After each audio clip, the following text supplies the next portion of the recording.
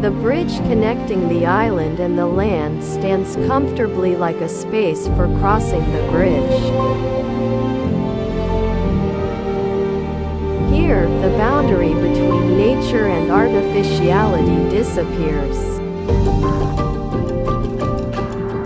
And the bridge itself is a symbol of the times and a bridge connecting two worlds.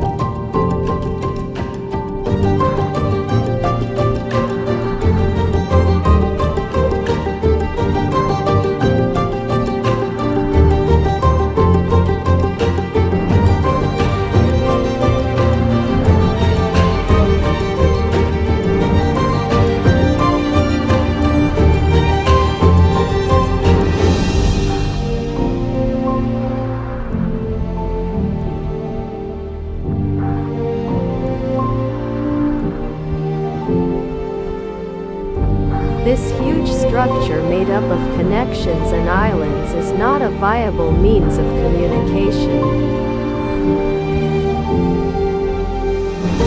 It is a symbol of owning two worlds and a bridge that can expand dreams and efforts.